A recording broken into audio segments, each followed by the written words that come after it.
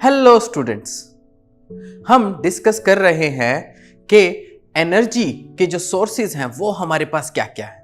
And हमने देखा कि हम renewable and non renewable energy sources को यूज कर सकते हैं। उसमें से जो हमारे कन्वेंशनल सोर्सेज हैं those are fossil fuels. Fossil fuels का यूज करते हुए जो भी हम पेट्रोल डीजल का लगातार अपनी लाइफ में यूज कर रहे हैं, एलपीजी का यूज कर रहे हैं।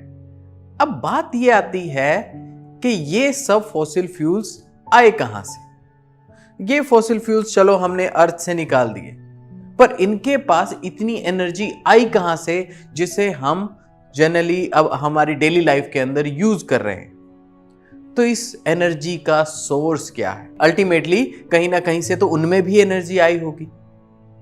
उसके साथ में हमें यह पता होना चाहिए कि ये क्या इनफाइनाइट है। इनको यूज करते रहने से क्या हमें कोई नुकसान भी हो सकता है, या they are just for free कि आप बस इन्हें यूज करते रहिए और इससे कोई भी नुकसान नहीं है, बस अपने लाइफ टाइम इसके एनर्जी को आप कंज्यूम करके अपने डेली लाइफ के प्रोसेसेस करते रहिए। तो ये कई सारे ऐसे सवाल हैं जो हमें एनर्जी से रिलेटेड पता होना चाहिए, हमारे सोर्स ऑफ एनर्जी से रिलेटेड पता होना चाहिए। तो जो भी हमारे पास सोर्स ऑफ एनर्जी है वो अल्टीमेटली एनर्जी आखिर आई ही कहां से है। So let's discuss about this. अगर आप इस टॉपिक को बढ़िया से अच्छे से पढ़ना चाहते हैं तो आप एस चांद पब्लिशिंग की बुक लखवीर सिंह एंड मंजीत कौर की 10th क्लास के फिजिक्स की बुक को रेफर कर सकते हैं।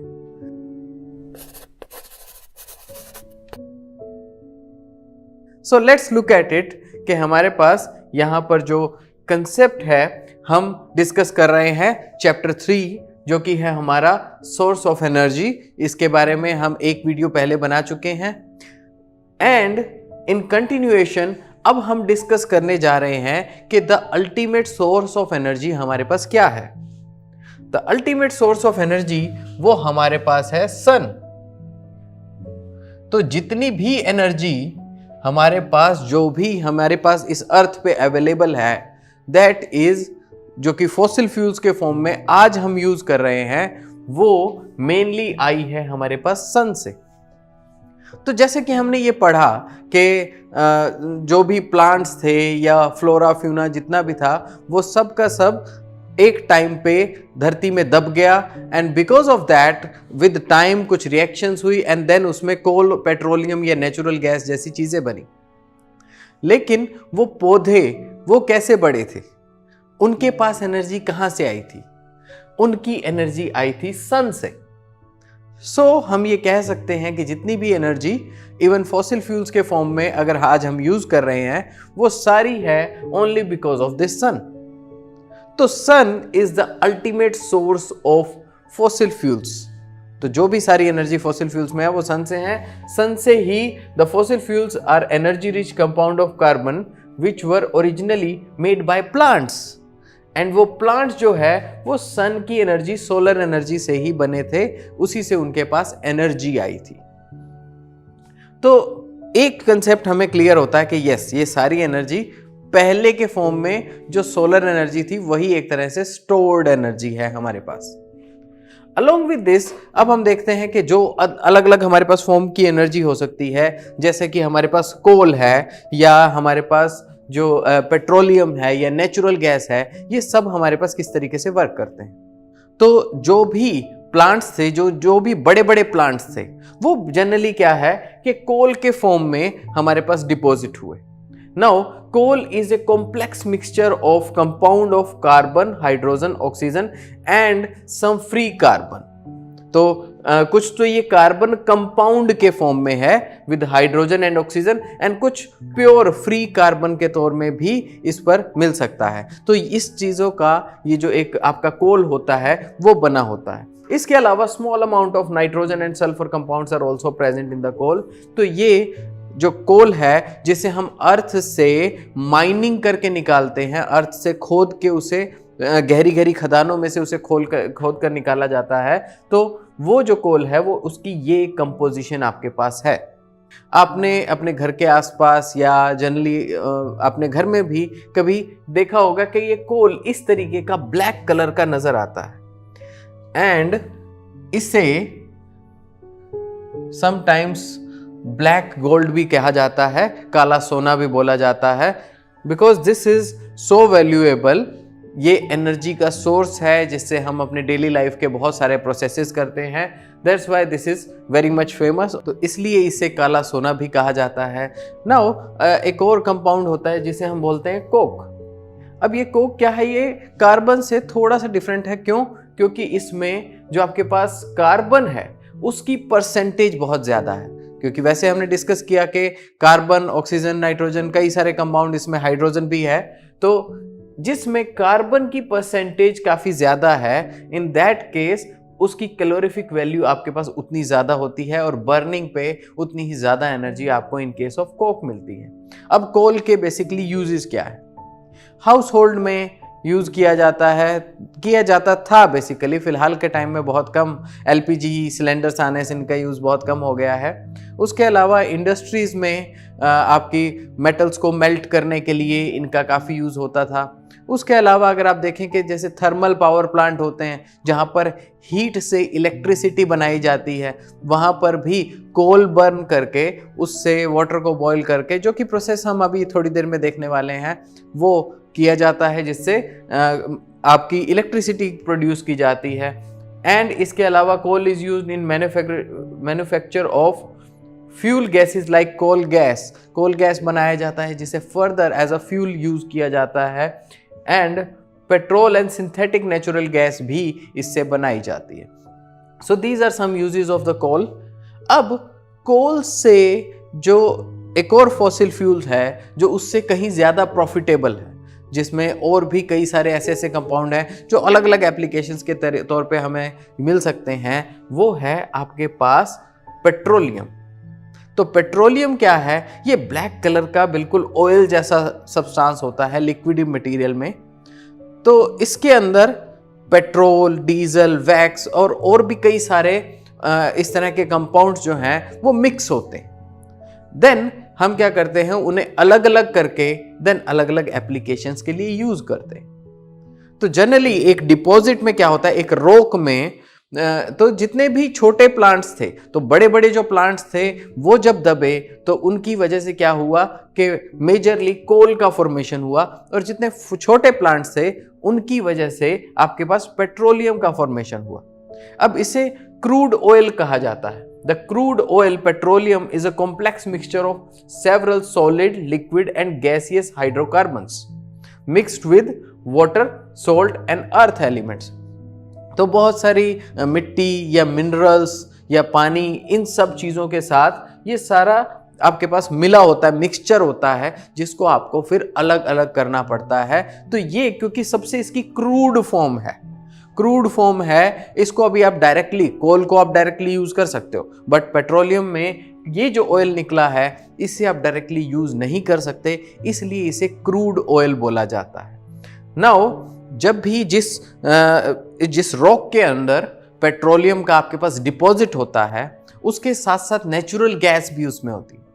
देन जब हम उसमें डिग करते हैं, कोई होल उसमें करते हैं, तो क्या होता है, पहले नेचुरल गैस बड़े प्रेशर से ऑयल के साथ बाहर निकलता है। एंड आफ्टर सम टाइम जब उसका में प्रेशर कम हो जाता है, नेचुरल गैस आपकी निकल जाती है, देन हम उससे पाइप्स का यूज करके बहुत इजीली वो पेट्रोलियम निकाल सकते हैं। देन हमारा फर्दर प्रोसेस उसके बाद में शुरू होगा, जिसमें हम उसे अलग अलग पार्ट में फ्रेगमेंट करेंगे एंड अलग अलग एप्लीकेशंस में यूज करेंगे।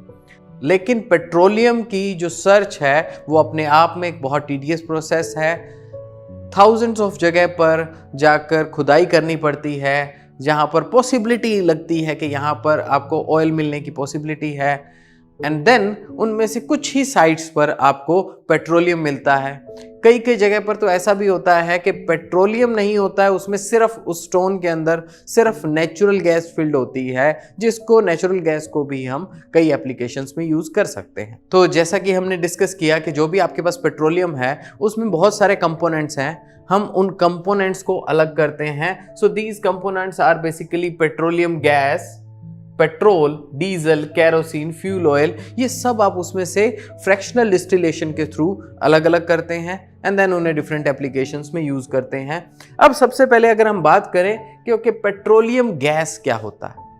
अब पेट्रोलियम गैस बेसिकली जो पेट्रोलियम से एक गैस निकलती है, the main constituent of petroleum gas is butane.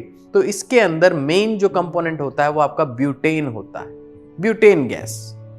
तो जो हमारे घरों में सिलेंडर्स आते हैं, so they are nothing else but this petroleum gas. तो इसे हम बोलते हैं LPG, that means liquefied petroleum gas. तो इनको हम स्टोर करने के लिए, पेट्रोलियम गैस को हम स्टोर करने के लिए क्या करते हैं, इसको हाई प्रेशर में एक इस तरह के जो हम देखते हैं कि लाल रंग के सिलेंडर्स जो हमारे घरों में मिलते हैं, तो उन सिलेंडर्स के अंदर हम उसे फिल कर देते हैं। तो जैसे, लेकिन उसको हाई प्रेशर पे जब हम फिल करते हैं तो हम उसे लिक्विड फॉर्म में चेंज कर देते हैं, और जब हम उसे यूज करते हैं, उसे रिलीज करते हैं, वो धीरे धीरे गैसियस फॉर्म में वो वहां से उस सिलेंडर में से निकलती है, जिसे हम अपने घर में चूल्हे में यूज कर सकते हैं। तो ये आपके पास लिक्विफाइड पेट्रोलियम गैस, इसका मेन कंस्टिट्यूएंट आपके पास ब्यूटेन होता है। इसके अलावा इथेन, प्रोपेन भी कुछ क्वांटिटी में इसके अंदर होता है। अब स्पेशली ये गैस हम घर में क्यों यूज करते हैं, क्योंकि हमने देखा था कि characteristics of an ideal fuel वो क्या होते हैं, वो इसकी कैटेगरी में बड़े अच्छे से बैठ जाता है। सो बेसिकली इसको अगर मैं डिस्कस करूं तो एलपीजी जो है इसकी कैलोरीफिक वैल्यू अच्छी होती है, तो 50 किलो जूल पर ग्राम ये हमें बड़े आराम से इसमें मिल जाता है। तो हाई एनर्जी हमें मिल रही है। एलपीजी बर्न्स स्मोकलेस, कोई भी इसमें धुआं नहीं होता है या कोई भी ऐसे एशेज नहीं बचते हैं। उसके अलावा LPG doesn't produce any poisonous gases on burning, कोई पॉइजनस गैस ऐसी भी नहीं कि SO2, NO2 टाइप की पॉइजनस गैस छोड़ता हो। LPG is easy to handle और इसको स्टोर किया जा सकता है, एंड नीट एंड क्लीन। आखिर में कोई एशेज या कुछ भी ऐसा सब्सटेंस नहीं बचा है जिसकी वजह से हमें प्रॉब्लम हो। दैट्स वाई एलपीजी यूज किया जाता है। लेकिन इसके साथ साथ ये भी आपको ध्यान रखना है कि एलपीजी जो है वो हाईली इन्फ्लेमेबल भी है। अगर उसमें कोई लीकेज होता है तो उस केस में यही गैस डेंजरस भी हो सकती है। तो ये इसके बारे में ध्यान रखने की चीज़ है जो हमें पता होने चाहिए कि किसी भी अगर आपको स्मेल कोई फील होती है एलपीजी के सिलेंडर की, देन आपको केयरफुली सिलेंडर को अपने चेक करना चाहिए, तब तक उसे बर्न नहीं करना चाहिए। This also comes under the banner of precautions for using LPG. तो एलपीजी को यूज करते हुए बेसिकली जो एलपीजी की आपके पास ब्यूटेन गैस है उसकी अपनी कोई स्मेल नहीं होती है, लेकिन अगर उसमें कोई लीकेज हो जाए तो आपको पता कैसे चलेगा। उसको पता चलने के लिए उसके अंदर एक स्मेलिंग एजेंट डाला जाता है जिसको इथाइल मरकैप्टन कहते हैं। नाउ जब भी कोई गैस लीक होगी तो उस स्मेलिंग एजेंट की स्मेल आपको आ जाएगी एंड देन आपको पता चल जाएगा देयर इज सम लीकेज। तो इन सब चीज़ों के लिए क्या आपको ख्याल रखना है कि जो भी स्टोरेज आपके पास सिलेंडर आया है घर में उसको आप केयरफुली चेक कीजिए, उसमें कोई लीकेज ना हो। उसके अलावा कोई भी इस तरह की स्मेल आपके आसपास आपको ना आती हो जब सिलेंडर पड़ा है, ऑन है या ऑफ है किसी भी पोजीशन में। एंड इनके अलावा सिलेंडर के आसपास कोई भी ऐसा हीटर या कोई स्टोव आपका नहीं पड़ा होना चाहिए, उससे दूरी पे होने चाहिए ताकि कोई भी आग इतनी जल्दी उस तक नहीं पहुंचे।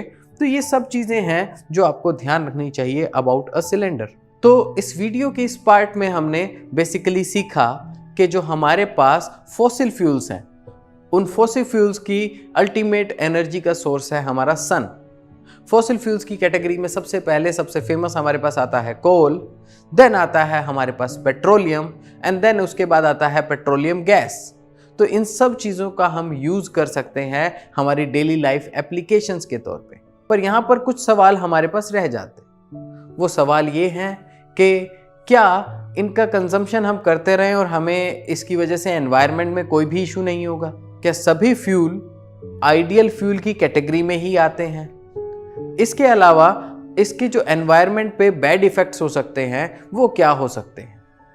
क्या नॉन फॉसिल फ्यूल्स भी ऐसे हो सकते हैं जो हमें एनर्जी प्रोवाइड कर सकते हैं? इन सब चीज़ को डिस्कस करेंगे हम इस वीडियो के सेकंड पार्ट।